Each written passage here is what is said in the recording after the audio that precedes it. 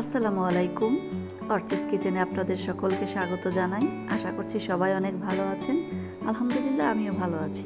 আজ রান্না করলাম তেতো ছাড়া করল্লা ভাজি। তেতোর ভয়ে আমি করল্লা সবজিটা পছন্দ করি না, এই জন্য করল্লা আমি খাইও না।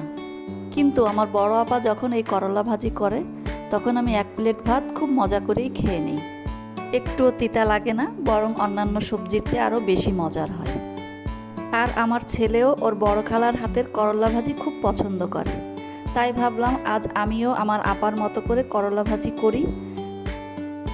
চলেন তাহলে মজাদার তেতো ছাড়া করলা ভাজি রেসিপিটা আপনাদের সঙ্গেও শেয়ার করি। প্রথমে করলাটাকে বিচি ছাড়িয়ে কুচি কুচি করে কেটে নিচ্ছি। সবগুলো করলা যখন কাটা হয়ে গেছে তখন করলার মধ্যে লবণ মাখিয়ে কিছুক্ষণের জন্য আমি রেখে দিয়েছি। কিছুক্ষণ পরে করলাটাকে আরও ভালোভাবে মাখিয়ে হাত দিয়ে চিপে চিপে এর তেতো রসটা আমি বের করে নিচ্ছি।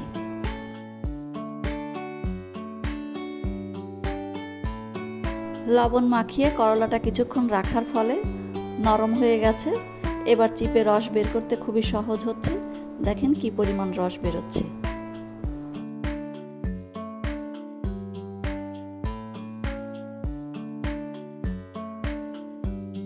করলার সঙ্গে ভাজি করার জন্য আমি কিছু আলুও কুচি করে নিয়েছি, একসাথে ভাজি করব। চুলায় কড়াই বসিয়ে তেল দিয়ে দিলাম। এই ভাজিতে একটু তেলের পরিমাণ বেশি দিতে হবে।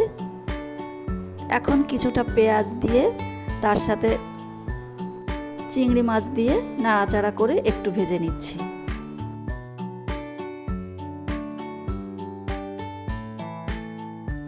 এখন দিয়ে দিচ্ছি খুবই সামান্য পরিমাণ হলুদের গুঁড়ো। হলুদ দেওয়ার পরেও কিছুক্ষণ নেড়েচেড়ে চিংড়ি মাছ আর পেঁয়াজটাকে আরও ভেজে নিয়েছি। এবার দিয়ে দিচ্ছি কেটে ধুয়ে রাখা করলা আর আলু।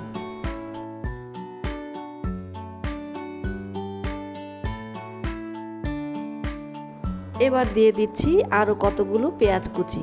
এই ভাজিতে তেল এবং পেঁয়াজ কুচি বেশি করে দিলে বেশি মজা হয়।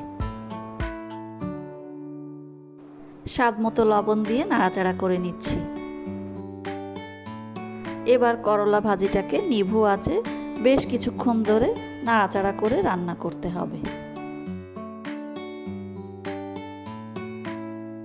করলা ভাজি মজা হওয়ার আরও একটা শর্ত হচ্ছে নিভু আঁচে উল্টে পাল্টে ভাজা ভাজা করতে হবে।